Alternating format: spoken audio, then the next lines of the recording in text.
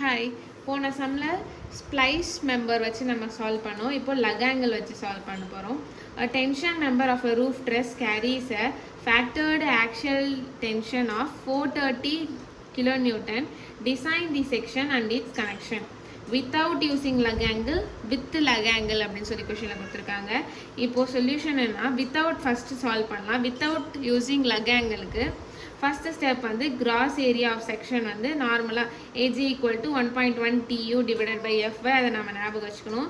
1.1 due வந்து நமக்கு load கொடுத்துருக்காங்களா 430ங்கிறது தான், டிவைடட் பை எஃப்ஐயோட வேல்யூ 250 ஈக்குவல் டு நம்ம இது சால்வ் பண்ணால் 1892 mm² வரும். ஸோ அப்போது அதை இன்க்ரீஸ் 25லேருந்து 40% இன்க்ரீஸ் பண்ணணும். ஸோ அப்போது 1.4ஆல் இன்ட்டு பண்ணணும். 40% இன்க்ரீஸ் பண்ணால் 1.4ஆல் இன்ட்டு பண்ணணும். அப்போது கிடச்சிருக்க ஏஜி கூட 1.4 வச்சு சால்வ் பண்ணும்போது எனக்கு 2348 mm² வரும். So required. ஸோ இந்த வேல்யூ வச்சு நம்ம ஐஎஸ்ஏ செலக்ட் பண்ணணும். லைக் எதுலனா SP61 வந்து நம்ம ஸ்டீல் டேபிளில் இந்த வேல்யூ ஏரியா வச்சு செலக்ட் பண்ணணும். ஸோ அப்போ நான் என்ன செலக்ட் பண்ணியிருக்கேன்னா 125, 85, 12 mm செலக்ட் பண்ணியிருக்கேன். ஸோ அப்போ அதோட ஏரியா, இந்த செக்ஷனோட ஏரியா வந்து 2498 அப்படின்னு வந்திருக்கு. ஸோ அதனால் ஏஜ் ஈக்குவல் டு நம்ம இந்த வேல்யூ எடுத்துக்கிறோம். ஸ்டெப் 2 வந்து shear capacity of bolt. So page number 75ல் இருக்கும்.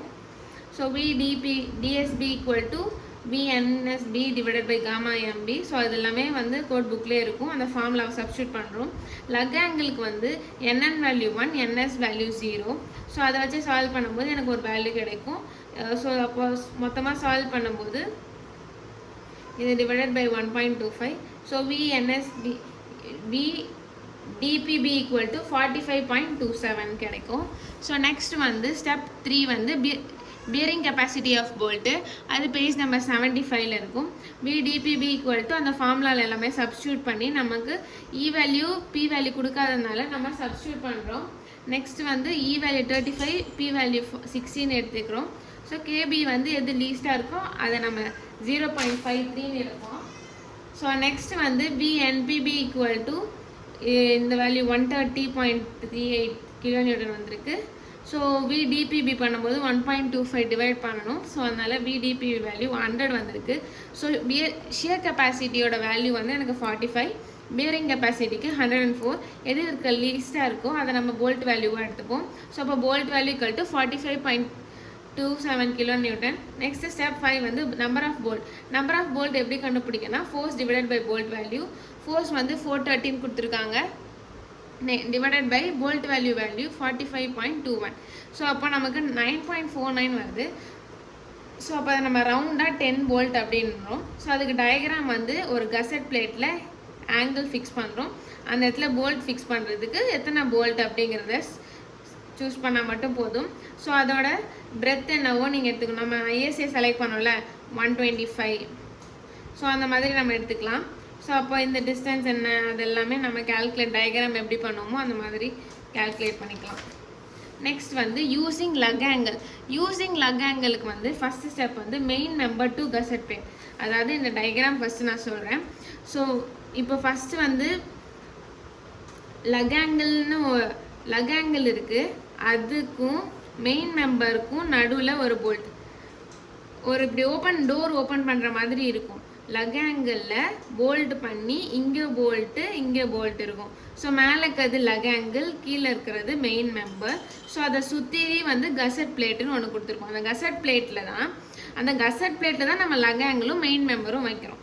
ஸோ அதுக்கு தேவைப்படுற போல்ட் வேல்யூ கண்டுபிடிக்கிறதுக்காக தான் நம்ம யூஸிங் லக் ஆங்கிள் வேல்யூக்கு நம்ம சால்வ் பண்ணுறோம். So main member to gusset பிளேட்டோட ஃபார்முலா வந்து gross area. First one without இதுக்கு யூஸ் பண்ண மாதிரி தான் 1.1 TU divided by FY. So 430 × 10⁻³ divided by 250. So solve பண்ணும்போது 1892 வருது. 40ஆல் இன்க்ரீஸ் பண்ணணும், 1.4ஆல் இன்ட்டு பண்ணணும். ஸோ அப்போது 2648 கிடைக்கும். ஸோ அதுக்கு செக்ஷன் நம்ம செலக்ட் பண்ணுறோம். இந்த செக்ஷன் தான் நம்ம செலக்ட் பண்ணியிருக்கோம். நெக்ஸ்ட் வந்து போல்ட் வேல்யூ அங்கே வித்தவுட் அந்த shear capacity bearing capacity value தான் நம்ம மொத்தம் இதுக்கப்புறம் வர எல்லாத்துக்குமே சால்வ் பண்ணுவோம். ஸோ அப்போ 45.27 எடுத்துக்கலாம். ஸோ அப்போ நம்பர் ஆஃப் போல்ட்டுக்கு வந்து force transferred divided by bolt value. Force transferred அப்படின்னா ஃபோர்ஸ் ட்ரான்ஸ்ஃபரோட வேல்யூ என்னன்னா TU டிவைடட் பை 2. அதுதான் வந்து ஃபோர்ஸ் ட்ரான்ஸ்ஃபர்டு அப்படி சொல்லுவாங்க. ஃபோர்ஸு லோடு எல்லாமே ஒன்று தான். லோட் ட்ரான்ஸ்ஃபர்டுன்னு எழுதிக்கலாம், ஃபோர்ஸ் ட்ரான்ஸ்ஃபர்டும் எழுதிக்கலாம். டிவைடட் பை போல்ட் வேல்யூ நமக்கு 45 கிடைச்சதுல அது. அப்புறம் கிலோ நியூட்டனில் போடுறதுனால இன்ட்டு 10⁻³ போடுறோம். நெக்ஸ்ட் வந்து இங்கே கிலோ நியூட்டன், இங்கேயும் கிலோ நியூட்டனுக்குனால ரெண்டுமே கேன்சலாக போயிடும். ஸோ அதனால் 4.1 இருக்கும். ஸோ 4.1 நம்ம 5 போல்ட்டாக எடுத்துக்கிறோம். ஸோ நெக்ஸ்ட்டு வந்து first main member to gusset பிளேட்டுக்கு நமக்கு 5 போல்ட் கிடைச்சது. நெக்ஸ்ட் வந்து lug angle to gusset plate. Lug angle, so main member to gusset பிளேட்னா இந்த டிஸ்டன்ஸ், இது ரெண்டுத்துக்கும் நடுவில் எத்தனை போல்ட் நம்ம வைக்க போகிறோம். இது மெயின் மெம்பர், இது கசட் பிளேட். ஸோ அப்போது இதுக்கு நடுவில் எத்தனை போல்ட், இப்போ நம்ம கண்டுபிடிச்சது 5 போல்ட். ஸோ அதனால் 5 போல்ட் போடுறோம். So next lug angle to gusset plate. Gusset பிளேட்டுக்கு TU LUG equal to half TU, அதாவது அதே தான் லோ ட்ரான்ஸ்ஃபர்டுக்கு போட்டோம்ல, அதே தான் 215 கிலோ நியூட்டன். So increase 20%. நம்ம அந்த இடத்துல 40 போட்டோம் மெயின் மெம்பருக்கு, இங்கே 20% இன்க்ரீஸ் பண்ணுறோம். ஸோ அப்போது 1.2ஆல் இன்டூ பண்ணணும், 258ன்னு வரும். ஸோ அப்போ ஏஜி வேல்யூ இதுக்குமே கிராஸ் ஏரியா கண்டுபிடிக்கணும். 1.1 into 258 into 10⁻³ divided by 250. Solve பண்ணால் ஏஜி வேல்யூ கிடைக்கும். நெக்ஸ்ட் வந்து இன்க்ரீஸ் 40% ஆஃப் ஏஜி, இதுவுமே சப்ஸ்டியூட் பண்ணணும். சப்ஸ்டியூட் பண்ணுறதுக்கு கிடைச்ச வேல்யூவோட 1.4ஆல் இன்ட்டு பண்ணி எனக்கு ஒரு ஏரியா வேல்யூ கிடச்சிரும். 40%க்கு 20% ஒன்று எடுத்திருக்கோம், 40% எடுத்திருக்கோம். எதுக்கு? லக் ஆங்கிள் டு கசட் பிளேட்டுக்கு. நெக்ஸ்ட் போல்ட் வேல்யூ நமக்கு அது ஷியர் கெப்பாசிட்டி பேரிங் வேல்யூ, அது ரெண்டுத்துல எது வந்துச்சோ அதை நம்ம எடுத்துக்கிட்டோம். நம்பர் ஆஃப் போல்ட் வந்து என்ன சொல்லியிருந்தோம், இங்கே இருக்குல்ல TU LUG இருக்குல்ல, அதோட வேல்யூ 258 இன்ட்டு 10⁻³. ஸோ அது divided by bolt value solve பண்ணால் 5.6 வரும். ஸோ அப்போ நம்ம ரவுண்டாக 6 போல்ட் அப்படின்னு சொல்லி எடுத்துக்கலாம். நெக்ஸ்ட் வந்து lug angle to main member, அதாவது TU2 நம்ம எடுத்துக்கலாம். ஸோ அப்போ 1.4 இன்ட்டு TU லக் ஆங்கிள், இதெல்லாமே ஃபார்முலா நம்ம தான் ஞாபகம் வச்சுக்கணும். 1.4 இன்ட்டு 215 தான் நமக்கு TU லக்கோட வேல்யூ. ஸோ அப்போ இதை சால்வ் பண்ணும்போது 301 கிடைக்குது. ஸோ நம்பர் ஆஃப் போல்ட்டுக்கு இந்த value divided by bolt value பண்ணால் 6.6 போல்ட்டுன்னு வரும். ஸோ அப்போ நம்ம ரவுண்டாக 7ன்னு எடுத்துக்கிறோம். ஸோ அப்போ அந்த டயக்ராமில் எப்படி போடுறோம், ஃபஸ்ட்டு ஒன் வந்து என்ன சொன்னேன், ஃபஸ்ட்டு என்ன சால்வ் பண்ணால் main member to gusset plate. Main member எது, மெயின் மெம்பர், இது கசட் பிளேட். இதுக்கு ரெண்டுத்துக்கும் நடுவில் எத்தனை போல்ட் நமக்கு கிடைச்சதுன்னா 5. ஸோ அதனால் 5 போல்ட் போட்டுட்டோம். நெக்ஸ்ட் வந்து lug angle to gusset plate.